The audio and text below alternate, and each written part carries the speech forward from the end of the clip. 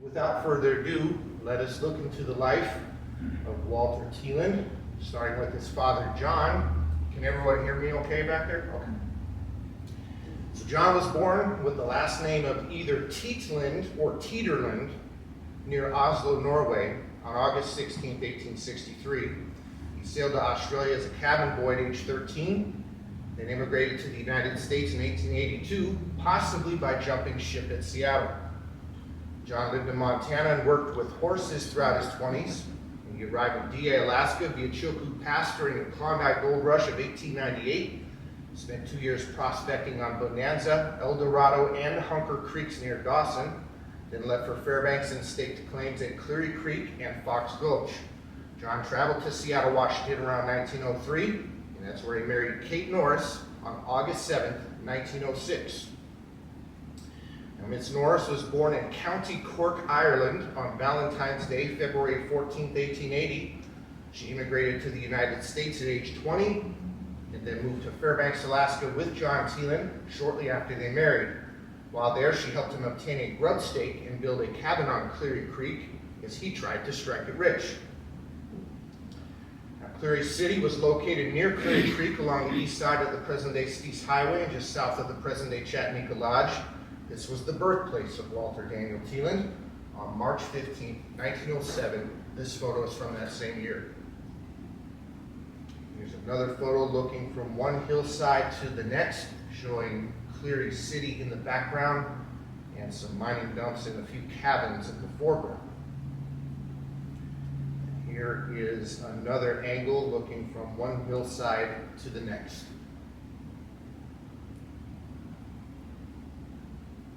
Now, in the spring of 1907, John and Kate Teeland took baby Walter nearly 600 miles west to Nome after receiving news of additional gold discoveries.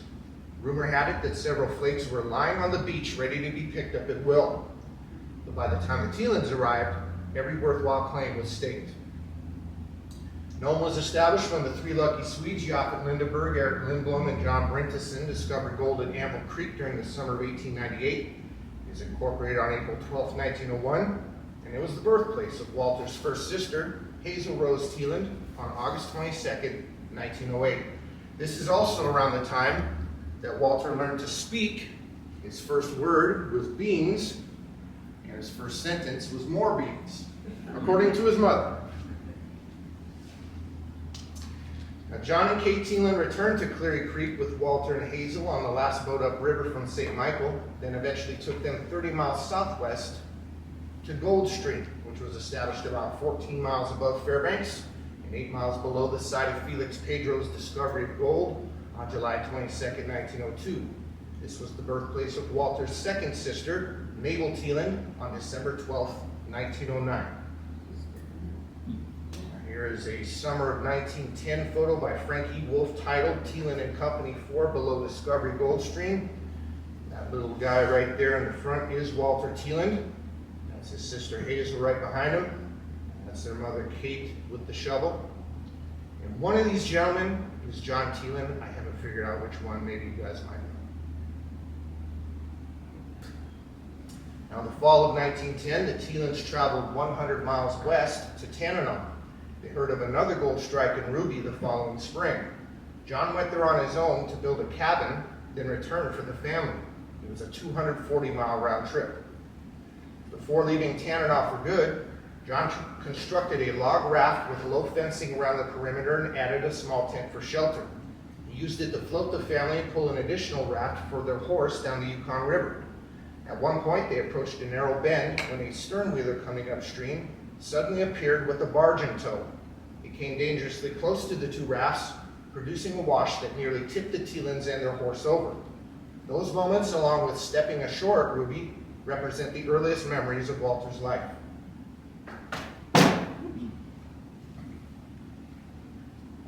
Unfortunately, the Teelands missed out on all the good claims again. They settled in Ruby anyway. John acquired several more horses and made money as a teamster by freighting supplies from Yukon River ports to miners. He also worked as a blacksmith. While prospecting on Ruby Creek in early 1912, John punctured a mastodon skeleton through the small of the back. He was found to be in a standing position, and all work was suspended before reaching the feet. Ruby is located in central western Alaska along the south bank of the Yukon River. It was established 5 years after gold was discovered at Ruby Creek in 1906. And it was the birthplace of Walter's third sister, Ida Mae Teeland, on May 6, 1913. This photo is also from that same year. At a very young age, Walter began collecting gunny sacks and empty bottles with his friends. He took their supply to a store owner and well-known gold miner named Shell Weddick for purchase. He filled the bottles with kerosene and put them up for sale. Walter and his friends also went upriver to cut firewood for Weddick, who sold it and split the profits with them. In 1915, the Teelands ventured northeast after a house fire consumed all of their possessions. First, they traveled 98 miles to Hughes, where Ida Mae was viciously attacked by 3 loose dogs belonging to a storekeeper.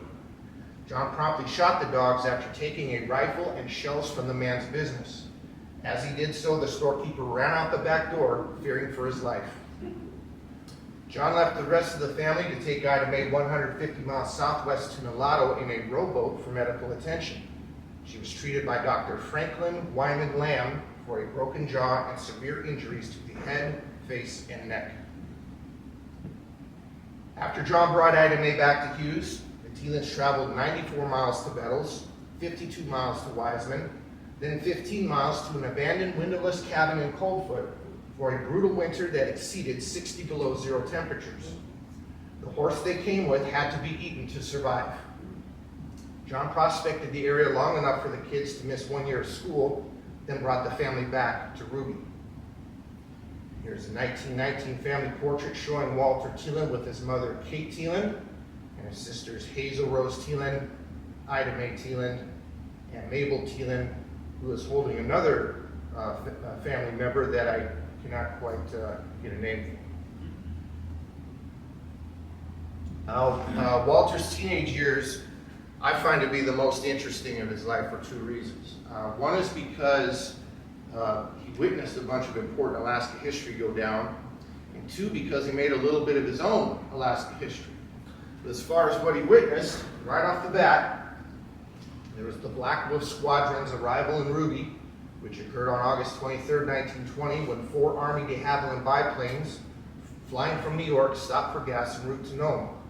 13-year-old Walter Teeland was the first to spot their approach and helped clear brush from a sandbar in front of town for the landing. Now, in the spring of 1921, Walter completed his 8th grade year at Ruby School, which was a 1-room, 18 by 30-foot facility built in the fall of 1912. It opened on October 27th of that year and housed elementary and junior high students only. Here's another angle of that same facility on the same occasion, which was Decoration Day, and it would not surprise me one bit if Walter was among that circle of students right there. As gold fever diminished in the early summer of 1921, the Teelands traveled 190 miles east to Nenana. By July, John had established a freight and passenger boat service on Front Street, opposite Lewis Johnson's store. Nenana was established along the Tanana River west of St. Mark's Mission in Nenana Native Village and east of the Alaska Engineering Commission Reserve between 1916 and 17. They had a public school called the Franklin K. Lane, which was established on the southeast corner of 2nd and C Streets. It opened on November 5th, 1917 after 2 months of construction and was dedicated to the U.S. Secretary of the Interior on February 16th, 1918. This school was attended by Walter Teeland and his sisters, Mabel, Hazel, and Ida Mae, starting in the fall of 1921. Here's another angle of that same facility with a bunch of firewood on the side. Now, as the family home was being built on 2nd Street near Grace Presbyterian Chapel in October 1921, John Teeland entered the wood sawing business. 1 month later, Walter and his classmates started a different project. And that was the Nenana School Star, which was a groundbreaking student newspaper printed and published at Franklin K. Lane School by 14-year-old business manager Walter Teeland and 16-year-old editor-in-chief Jesse Botchman, with Superintendent A.B. Phillips acting as critic. This paper was distributed monthly to every other school in the Alaska Territory and to many outside of it between mid-January and mid-May 1922. Now, I've not seen any copies of that paper. but I would bet that they probably reported Nenana's first through train from the coast of Seward, which arrived on February 5th, 1922. It was christened by Walter Teeland's sister Hazel, who was appointed as Miss Nenana for the occasion. She was 13 years old at the time. The other thing they likely reported was the last Tanana River ice line removal, which occurred when the third narrow gauge railroad between northwest and southwest Nenana was taken up on April 30th, 1922 after 5.5 months of activity. The Tanana River went out 10 days later.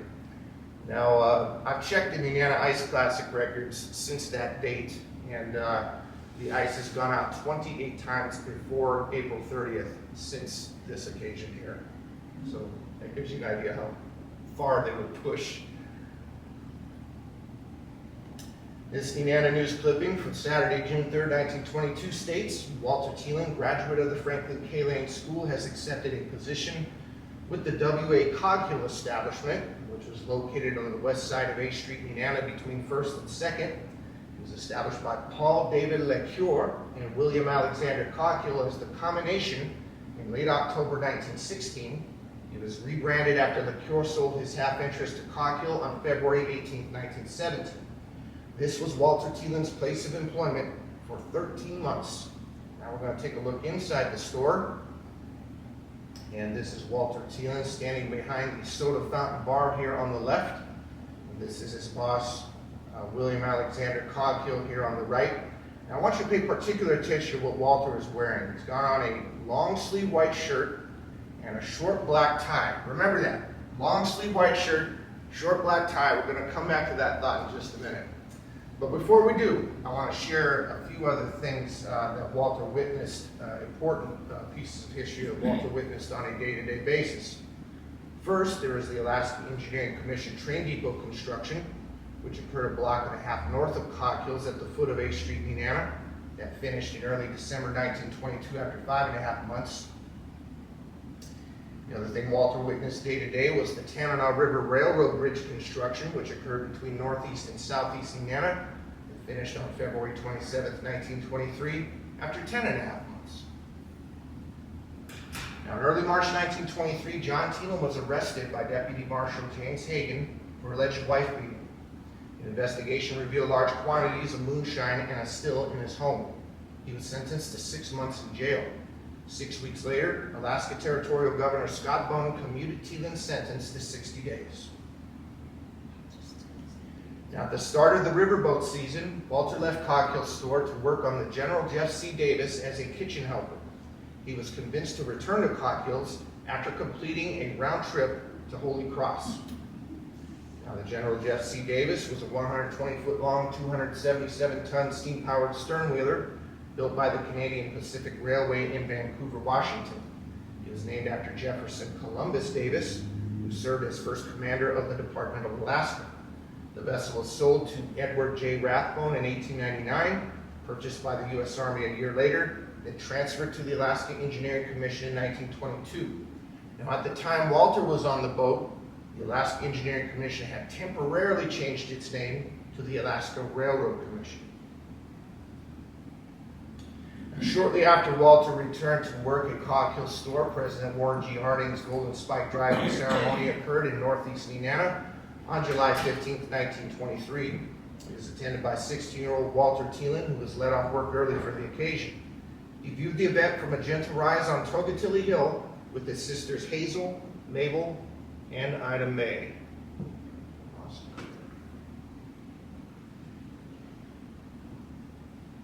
And that gentle rise in question is this area right here, which is the same as this area right here. Now, I want to issue a friendly challenge to the audience here. You guys see anybody in that photograph with a long sleeve white shirt and a short black tie? While you're looking, I'll take a drink.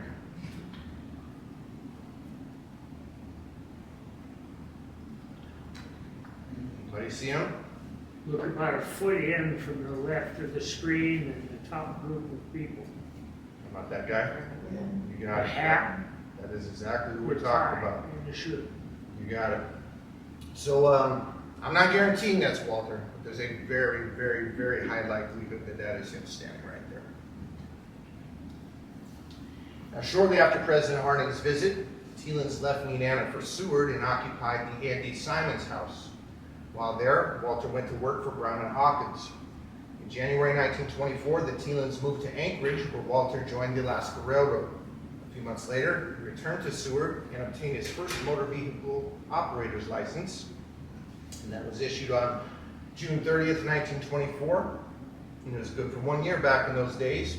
This, by the way, was the most surprising find of my entire research project. I walked into the Seward Museum and I just happened to mention Walter's name because I was looking for where he worked more than anything else. As soon as I mentioned his name, the young lady host there, she went back and grabbed a file and out she came with this. So that was pretty cool. After obtaining his license, Walter worked at Paul Clarence McMullen's grocery store, which included driving a Willie's Night overland delivery truck. His first weekly paycheck was to be $80, but Mr. McMullen threw in an extra $50. Another raise of $62.50 followed.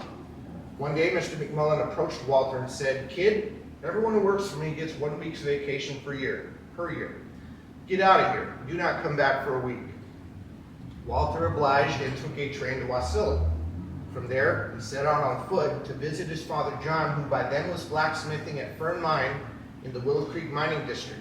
That 48-mile round trip took 4 days. Now, Walter returned to McMullen's and soon purchased a 1924 Ford Model 8 convertible roadster body with a 1921 frame and engine for $150. He took his car to Anchorage, stored it for the winter, and joined the Alaska Railroad Fire Department in November 1924. Even while not employed as a fireman, Walter lived in both the Alaska Railroad and City of Anchorage firehouses as a volunteer. One summer, he took a leave of absence to work as a rear chainman on a survey gang for the Bureau of Public Roads near Granite Creek, just north of Kenai Lake. They also surveyed Mile 29 of the Alaska Railroad, Girdwood, and Crow Creek Pass. When Walter came back to Anchorage, he started a boilermaking apprenticeship with the Alaska Railroad. Now, in the winter of 1926-27, Walter attended auto repair classes in Portland, Oregon. 2 years later, he joined the Mount McKinley National Park road construction project as a truck driver and helped complete the 5-mile stretch between Sable Pass and East Fork Toklat. And this camp is where Walter stayed. He was in one of the canvas wall tents here in this photograph. Now, Walter earned $150 a month that summer with room and board. His lone day off started by riding a supply truck to park headquarters with the body of a co-worker who perished on the job. After transferring the deceased, the driver had a sandwich with Walter and returned him to camp. That was his day off. In 1930, Walter went back to Portland for aeronautics school. While there, he flew in and repaired planes run by Curtiss Ox-5 engines. Later that year, Walter was elected president of the Anchorage Log Cabin of the Sons and Daughters of the Pioneers of Alaska and orator of the Anchorage Lodge number 1534 Loyal Order of Moose. He rejoined the Mount McKinley Park Road construction project in 1931 and helped complete the 8-mile stretch between Polychrome Pass and the Toklat River. Walter was the first to drive over the unfinished Highline route through Polychrome. Here is one section of the Highline route as it looked that year in early June.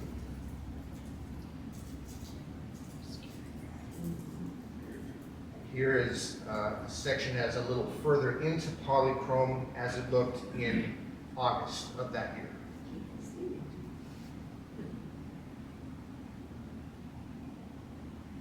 Walter's co-workers included Pete Weimer, tractor driver Pete Bugoy, Gasoline Gus of later Anchorage fame, and future brother-in-law Ralph Courtney. Another crew member was dating a 19-year-old girl from Anchorage named Vivian Jones. Most knew her as the daughter of coal magnate Evan Jones. One day she sent a cake out for all the drivers to share, which made a big impression. At summer's end, Walter, Ralph, and a few others were chosen to work through Christmas. Ralph became the lone driver as Walter got a slight pay raise to run an Ingersoll Rand portable air compressor, which supplied the drills that made holes for blasting. Here is that apparatus right here. Here's some of that drilling equipment that went went with it. Now, at first, the air compressor didn't work due to a cracked Bakelite rotor. Walter made a replacement out of shoe soles to get the machine running. As temperatures dropped to 20 below zero or colder, the entire crew lived in canvas wall tents with wood stoves at this location right here, which was mile 53 of the Park Road, right there.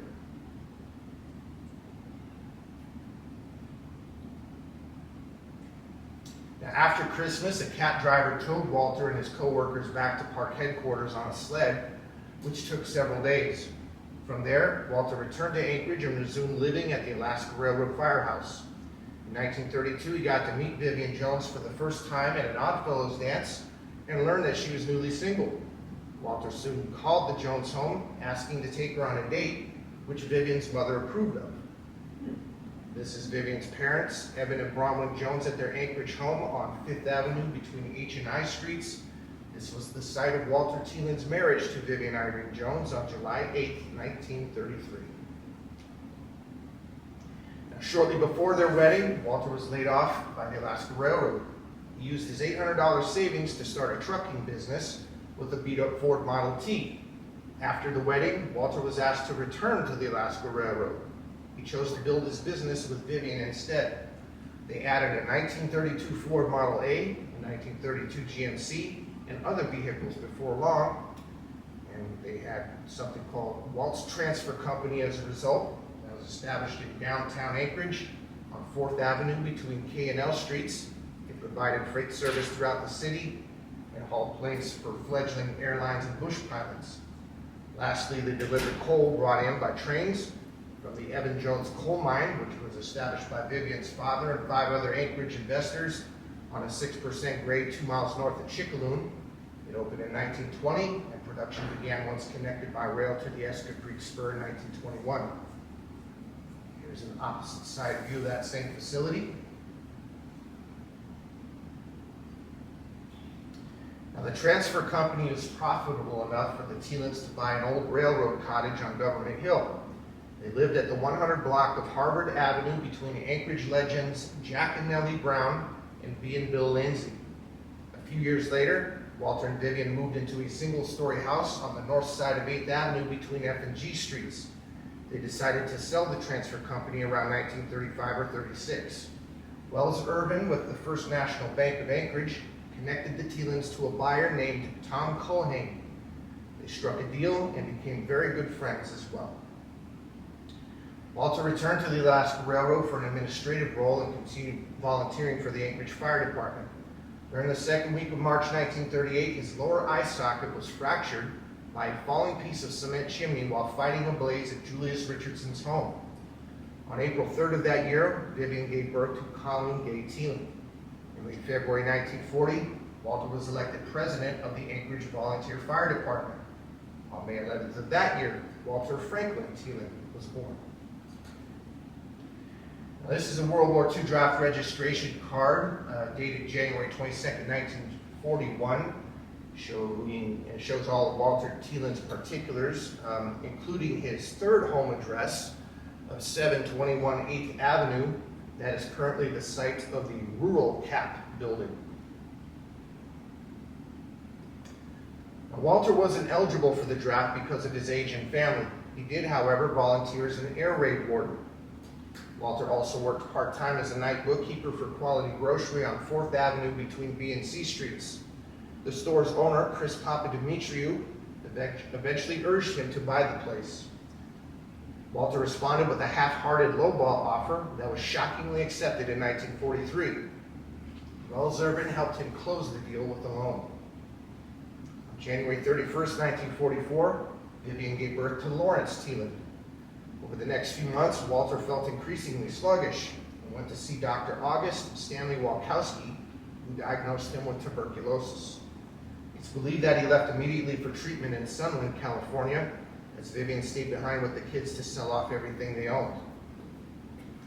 The family reunited in Sunland, where Walter spent nearly 1 year in a sanitarium. His old friend and brother-in-law, Ralph Courtney, who married Vivian's older sister, Vannie, contracted Addison's disease in 1939 and followed the Teelands to California with his wife and 2 children. They settled in nearby Tuhunga. Upon recovery, Walter moved to Ashland, Oregon, bought a house on 525 Allison Street, and briefly secured a job at Safeway. Vivian and the kids joined him once she sold the house in Sumner. Both parents worked as real estate agents. Meanwhile, the Courtneys briefly returned to Alaska, then joined the Teelands at the Allison house.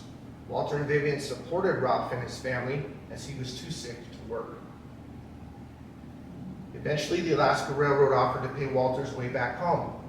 He returned to Anchorage to take up his old administrative job. Vivian and the kids followed once she sold the house in Ashland. Meanwhile, the Courtneys went to Homer, where they previously stayed with Danny and Vivian's parents. After fixing the Alaska Railroad's bookkeeping mess and before he could find an affordable family home, Walter was bumped from his job by a senior employee. He could have worked within the company's warehouse for less money, but decided to look elsewhere. In early 1947, Walter and Vivian visited Orville George Herning's Knick Trading Company, which was up for sale in Wasilla.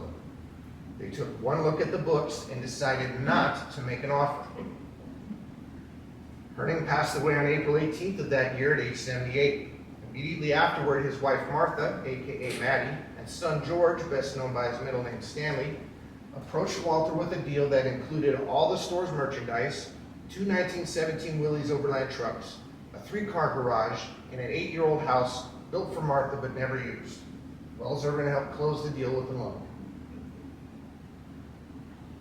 The Knick Trading Company was also known as Herning's Place. It was built by Orville George Herning on the northeast corner of Wasilla Avenue and Main Street in 1917, replacing his original store established on Front Street, Knick in 1905. This was purchased by the Teeland family on May 1st, 1947, then upgraded and renamed Teeland Shopping Center. Now I want to give a nod to this fine group of folks here in front of the store. Those are members of the Cook Inlet Historical Society. They were out and about that day looking over the Goose Bay area, including the old Knick town site.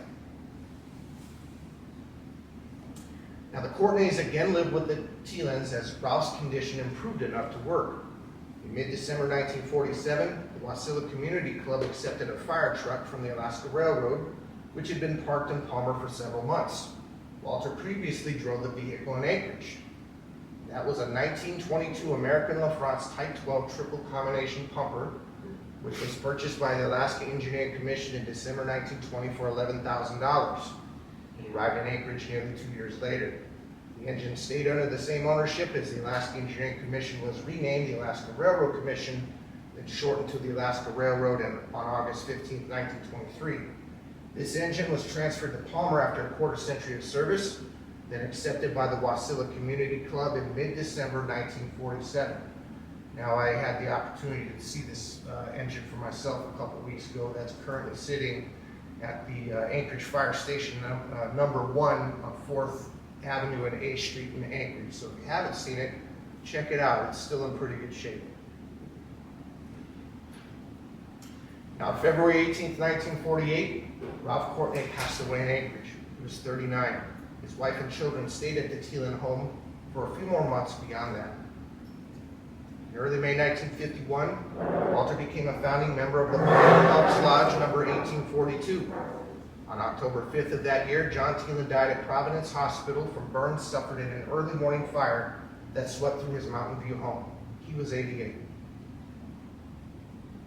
On May 8th, 1955, Walter and Vivian held a combined 50th anniversary celebration for the Knick Trading Company and Teeland Shopping Center.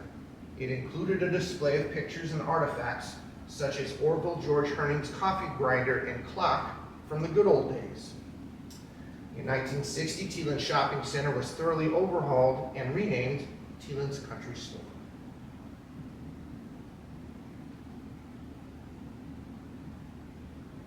There's the Fairbanks Daily News minor clipping from Wednesday, November 9th, 1960, showing Walter Teeland as one of the board of directors for Matanuska Valley Bank. And over the next decade, 2 notable mishaps occurred at Teeland's Country Store. One customer lost control of his car and crashed through the drug department, surprising everyone inside. No one was hurt, and Walter made light of the situation by claiming he had the first drive-in business in Wasilla. On March 27, 1964, the Good Friday earthquake caused about $2,500 worth of damage. Volunteers arrived to help clean up the place at 6 a.m. the next day. On September 19th of that year, Walter's mother, Kate Teeland, died in Salem, Oregon. She was 81. Here's a Teeland's Country Store calendar from 1968. A bit more on that later. And over the next 4 years, Walter and Vivian continued to hire locally, 79 employees total, including all 3 Teeland children, Pat Carter, Pat Jellin, Tony Vicarius, Rosemarie Tiny Vicarius, Erling Nelson, Leroy Heaven, Colin Karnofsky, Benny Cottle, Laura Marie Hulke, and Ray Reddington. I'm sure you guys recognize some of those names. Oh, you did? Wonderful. Yeah, yes. Now, in 1972, Walter and Vivian retired and sold Teeland's Country Store to Julian and Leslie Mead, who kept the business name intact. The Teelands then moved to a house they built on Lake Lucille, about a mile away. And this is a photo of Walter and Teeland at their old place of business on February 17, 1973. I actually purchased this photo off of eBay because I liked it so much, but also, more importantly, because it fit the timeline just right. That's a great picture. And after that photo was taken, the first Golden Spike reenactment occurred in Northeast Indiana on July 15, 1973. It was attended by guests of honor Walter Teeland and his sister, Mabel Teeland Holbrook. Walter's wife, Vivian, was also on hand. And speaking to the crowd here is Federal Railway Administrator John W. Ingram. He was there representing President Richard Nixon, who was too sick to make the trip. This is Ingram receiving a Golden Spike and driving it home with a bit of coaching from a gentleman I believe to be named Sam Kyames. This is the crowd dispersing after the fact, and they took that train into Nenana, and then it doubled back to Fairbanks once the ceremony was over. And I believe Walter and Vivian took the number 5 back to Wasilla that day, if I'm not mistaken. Now, at the Pioneers of Alaska's 65th Grand Session in Palmer on September 26, 1980, Walter and Vivian received special recognition as the Mat-Su Valley's King and Queen Regents. They were selected again the following year. This photo was taken sometime around that period. It shows Walter and Vivian there talking to George Harbison Sr. I am unfamiliar with the venue, so if you guys might know what it is, feel free to chime in. 70s? I'm saying circa 1980. And Bowling looks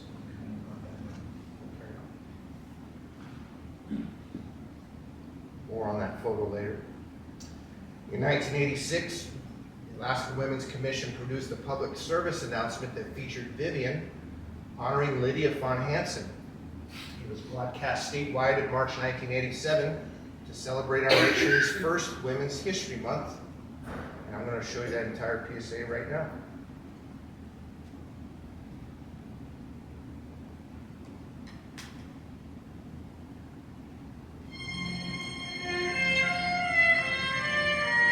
Pioneer homemaker Lydia von Hansen founded the Home Economics Department at the University of Alaska, the 4-H Club and the Homemakers Club, and worked with the Matanuska Valley colonists. In 1959, she was the first woman to receive an honorary doctorate of humanities from the University of Alaska.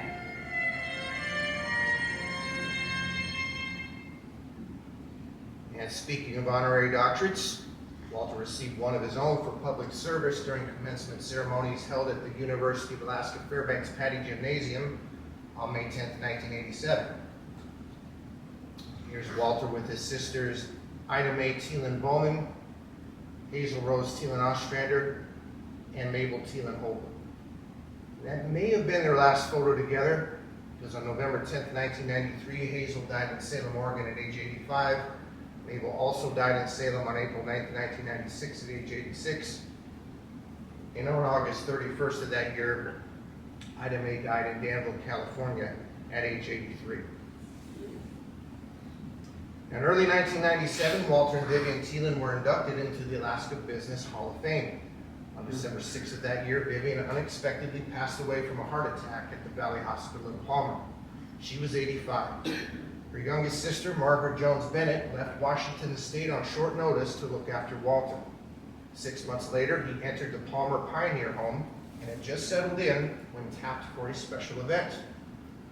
That was the third Golden Spike reenactment, which occurred in South Central Indiana on Wednesday, July 15, 1998.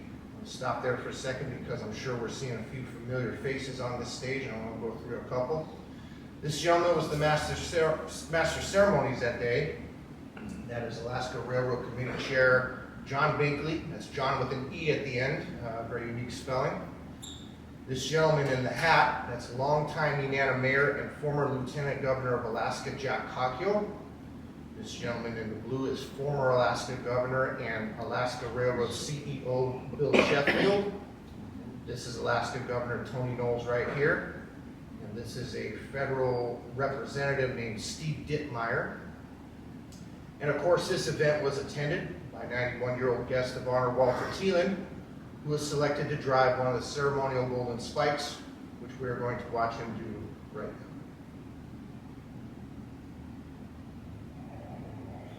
In 1923, then-President Warren Harding completed the railroad that took 9 years to build That's Walter right by driving the final Golden Spike. And today, Governor Tony Knowles reenacted that historic event. And that's Walter in the yellow hat.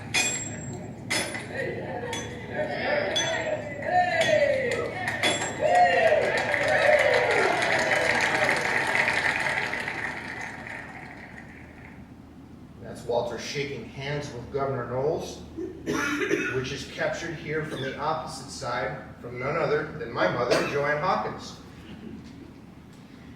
Now you're going to see a couple cameramen here on the right. One of those gentlemen was responsible for shooting that footage that we just saw. And my mother took a few other photos that day. Here's another one showing Walter in front of Moocher's Bar with Governor Knowles. That was during the community picnic for that event. This is also in front of Moocher, showing Walter here with Senator Jerry Ward in the blue. Rodney Cottle here in the yellow. Rodney was married to Walter's daughter, Colleen. And this is my old friend, Indiana Mayor Robert Knight, who was the host of that event.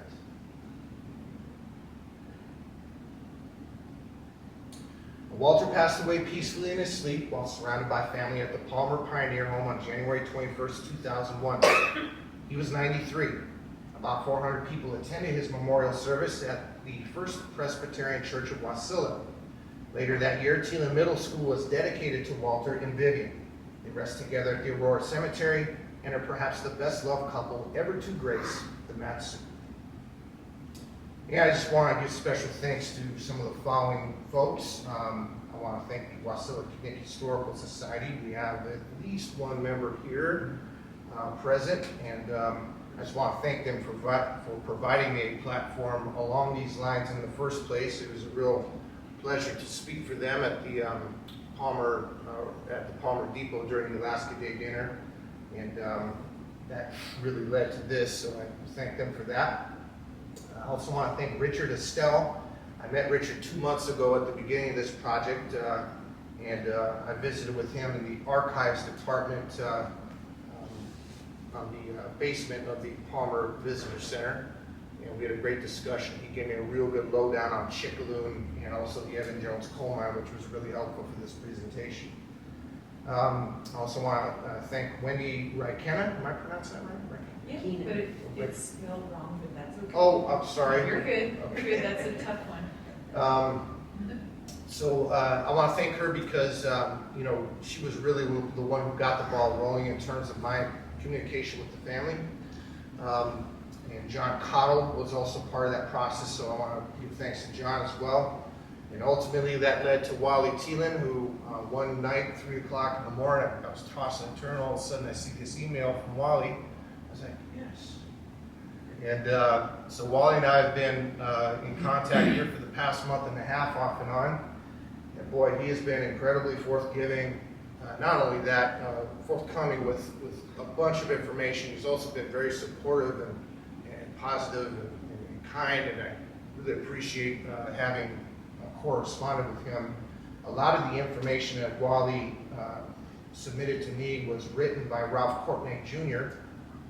Ralph did biographies on Walter, Vivian, John, and Kate.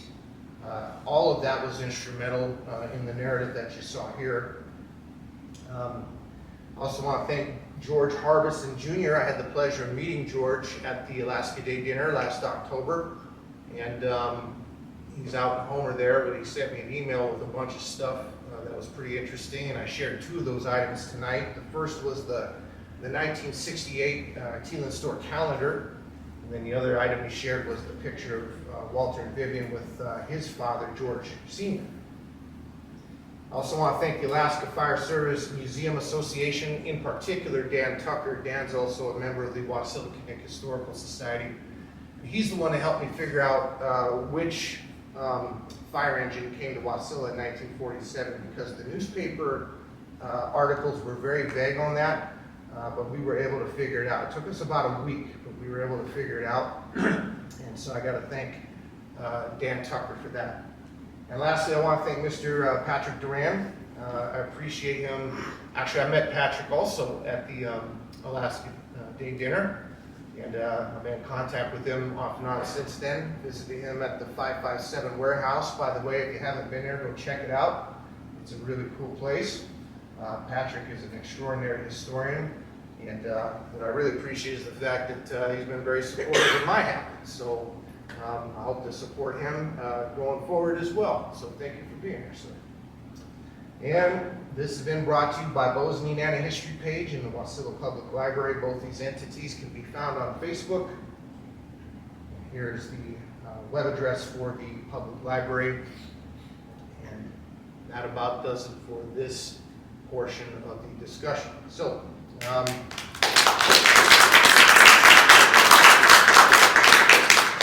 thank you guys so much. I really appreciate that.